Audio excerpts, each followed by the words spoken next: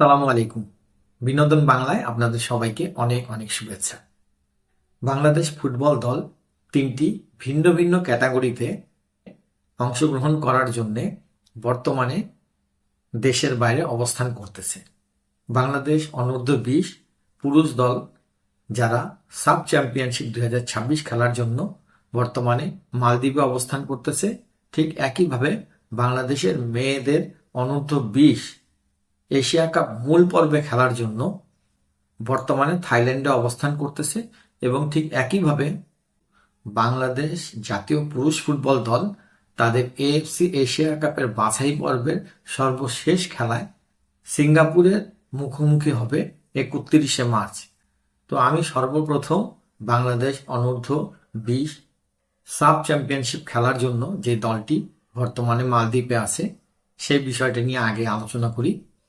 এবারের এই টুর্নামেন্ট স্বাগতিক হিসাবে থাকতেছে মালদ্বীপ এবং এবারে সাফের এই আন্ডার-20 চ্যাম্পিয়নশিপে সাফের যে 7টি দেশ আছে 7টি দেশই অংশগ্রহণ করতেছে এবং এই 7টি দেশ এ এবং বি দুইটা গ্রুপে বিভক্ত হয়ে এই টুর্নামেন্টে অংশগ্রহণ করতেছে। এ গ্রুপে আছে নেপাল, ভুটান, শ্রীলঙ্কা এবং মালদ্বীপ। বি গ্রুপে আছে বাংলাদেশ, ইন্ডিয়া এবং পাকিস্তান। দুই গ্রুপের শীর্ষস্থানে থাকা দুইটি দল সেমিফাইনালে উন্নীত হবে। সাফের যে বয়সভিত্তিক টুর্নামেন্টটা আছে এটা বেশ কয়েকটা ক্যাটাগরিতে অনুষ্ঠিত হয়ে থাকে।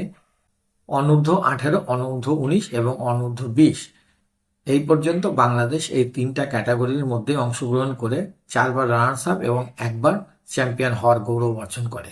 তবে যদি পার্টিকুলারলি অনূর্ধ্ব-20-এর কথা বলে থাকেন তাহলে সেই ক্ষেত্রে বাংলাদেশ দল 2022 সালে অনূর্ধ্ব-20-এ রানার্স আপ হয় এবং 2024 সালে অনূর্ধ্ব-20-এর এই টুর্নামেন্টে চ্যাম্পিয়ন হওয়ার গৌরব অর্জন করে। তবে একটা কথা আমি বলতে চাই যে আমাকে যদি জিজ্ঞেস করা হয় যে সাফের এই টুর্নামেন্টটা বাংলাদেশের জন্য কতটা গুরুত্বপূর্ণ, তবে আমার কাছে স্পষ্ট এবং সোজা সাপটা কথা যে বাংলাদেশের এই টুর্নামেন্টে এইবারের যে টুর্নামেন্টটা আছে এই টুর্নামেন্টে 5জন অরিজিন প্লেয়ার বাংলাদেশের হয়ে খেলতেছে। এই 5জন অরিজিন প্লেয়ারের ডেবু হওয়ার কথা আছে। এই 5টা প্লেয়ারকেই আমাদেরকে অবজার্ভ করে দেখতে হবে যে এই 5টা প্লেয়ারের কোয়ালিটি কীরকম, এবং এটাই আমাদের জন্য অনেক বেশি গুরুত্বপূর্ণ। এটাই আমার কাছে সবচেয়ে বেশি গুরুত্বপূর্ণ এবং সাফের যে টুর্নামেন্টটা এটা আমার কাছে তেমন একটা গুরুত্ব বহন করে না। সাফের এই টুর্নামেন্টটি শুরু হবে 23শে মার্চ, তবে বাংলাদেশ তাদের প্রথম খেলায় পাকিস্তানের মুখোমুখি হবে 24 মার্চ বাংলাদেশ সময় বিকেল 4টা 45 মিনিটে। বাংলাদেশ তাদের দ্বিতীয় খেলায় ইন্ডিয়ার মুখোমুখি হবে 28শে মার্চ বিকেল 4টা 45 মিনিটে। এর বাইরে আমি সাফের এই বয়সভিত্তিক যে টুর্নামেন্টটা আছে সেটাকে আমি তেমন একটা গুরুত্ব দিইনি। এটার কারণ হচ্ছে গিয়ে সাফে প্রত্যেকটা দেশ তাদের প্লেয়ারদের বয়স সাধারণত চুরি করে থাকে, ইভেন কি বাংলাদেশ সহ। তো এই কারণে দেখা যায় যে সাফের পরে এরা যখন এশিয়ান পর্যায়ে যায় খেলতে তখন তারা এশিয়ান ওই টিমগুলোর সাথে কম্পিট করতে পারে না। তো যার কারণে সাফের এই টুর্নামেন্টটা আমার কাছে তেমন একটা গুরুত্ব বহন করে না। এবার একটু কথা বলি বাংলাদেশ জাতীয় পুরুষ ফুটবল দলকে নিয়ে। এএফসি এশিয়া কাপের কোয়ালিফাইং রাউন্ডে বাংলাদেশ তাদের সর্বশেষ যে ম্যাচটি আছে সেটি সিঙ্গাপুরের সাথে, এবং এই ম্যাচ অনুষ্ঠিত হবে 31শে মার্চ। এটা অ্যাওয়ে ম্যাচ বাংলাদেশের জন্য। বাংলাদেশ তাদের সর্বশেষ ম্যাচটি সিঙ্গাপুরের সাথে সিঙ্গাপুরের হোম গ্রাউন্ডে যেয়ে খেলবে।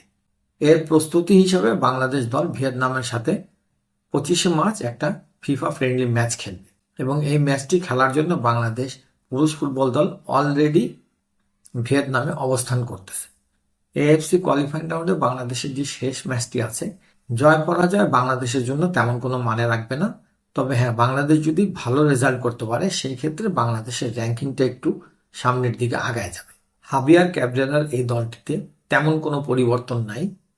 আমাদের যে অরিজিন 4জন প্লেয়ার আছে হামজা চৌধুরী, সমিত সোম, ফাহমিদুল ইসলাম এবং জায়ান আহমেদ, এই 4জন ছাড়া দলে তেমন কোনো চমক এই মুহূর্তে আর নাই। এর মধ্যে একজন প্লেয়ার নতুনভাবে সংযোজন হবে, তিনি হচ্ছেন বিশ্বনাথ ঘোষ। দীর্ঘ প্রায় 18 মাস ইনজুরিতে থাকার পরে বিশ্বনাথ আবার দলে ফিরে আসছেন এখন দেখা যাক যে বিশ্বনাথকে কোচ হ্যাভিয়ার ক্যাবরেরা শুরুর একাদশে রাখেন কিনা। এএফসি এশিয়া কাপের সর্বশেষ ম্যাচে ভালো পারফর্ম করে তাদের দর্শকদের মন জয় করে রাখতে পারে কিনা, এটাও দেখার বিষয়। সর্বশেষ আমি যে দলটাকে নিয়ে কথা বলবো সেটা হচ্ছে গিয়ে বাংলাদেশ অনূর্ধ্ব-20 নারী ফুটবল দল, যারা কোয়ালিফাইং রাউন্ড পার করে মূল পর্বে খেলার যোগ্যতা অর্জন করে। এএফসি এশিয়া কাপের মূল পর্বে বাংলাদেশ সহ 12টি দল অংশগ্রহণ করবে। বাংলাদেশ দল তাদের কোয়ালিফাইং রাউন্ডে এইচ গ্রুপে ছিল এবং এইচ গ্রুপে বাংলাদেশের প্রতিপক্ষ অপর 3টি দল ছিল দক্ষিণ কোরিয়া, তিমুর লিস্টে এবং লাওস। বাংলাদেশ এই গ্রুপ থেকে রানার্স আপ হয়ে মূল পর্বে খেলার যোগ্যতা অর্জন করে। মূল পর্বে 12টি দল 3টি গ্রুপে বিভক্ত হয়ে এশিয়া কাপ অনূর্ধ্ব-20 চ্যাম্পিয়নশিপে মূল পর্বে অংশগ্রহণ করবে। বাংলাদেশ আছে গ্রুপ এতে এবং এ গ্রুপে বাংলাদেশের প্রতিপক্ষ অপর 3টা দল হচ্ছে চায়না, স্বাগতিক থাইল্যান্ড এবং ভিয়েতনাম। এবং বি গ্রুপে আছে south Korea, north Korea, Jordan এবং উজবেকিস্তান। গ্রুপ সিতে আছে জাপান, অস্ট্রেলিয়া, চাইনিজ তাইপে এবং ইন্ডিয়া। এই 3টা গ্রুপের দিকে যদি আমরা তাকাই তাহলে আমি এইটুকু নিশ্চিত করে বলতে পারি যে বাংলাদেশ যে গ্রুপে আছে গ্রুপ এ, এই গ্রুপটাই তুলনামূলক অনেকটা সহজ গ্রুপ।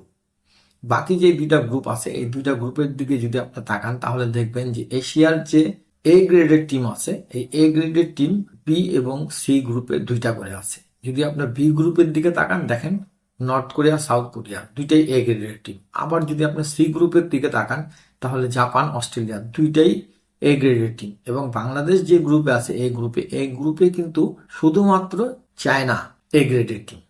বাকি যে 2টা দল আছে ভিয়েতনাম এবং থাইল্যান্ড এরা কিন্তু বি গ্রেডের টিম। সেই তুলনায় বাংলাদেশ আমি বলবো যে তুলনামূলক সহজ গ্রুপে আছে।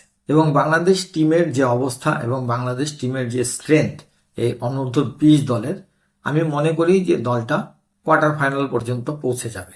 যদি গ্রুপে রানার্স আপও না হতে পারে তাহলেও তৃতীয় বেস্ট টিম হিসাবে আমার মনে হয় বাংলাদেশ নারী ফুটবল দল কোয়ার্টার ফাইনালে পৌঁছে যাবে।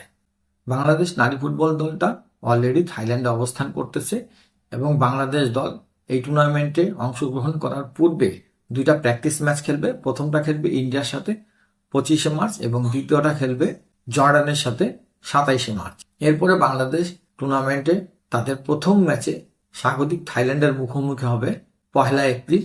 বাংলাদেশ তাদের দ্বিতীয় ম্যাচে শক্তিশালী চায়নার মুখোমুখি হবে 4 এপ্রিল এবং বাংলাদেশ তাদের সর্বশেষ ম্যাচে ভিয়েতনামের মুখোমুখি হবে 7 এপ্রিল। পিটার বাটলার সাধারণত কি ধরনের একাদশ নিয়ে মাঠে নামতে পারে এই ডিটেলস আমি খেলার আগের দিন অবশ্যই একটা কন্টেন্ট তৈরি করে আপনাদেরকে জানাবো।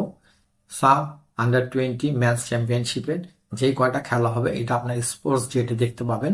প্রতিটা খেলার পরে খেলার বিশ্লেষণ নিয়ে আমি আপনাদের সামনে হাজির হব।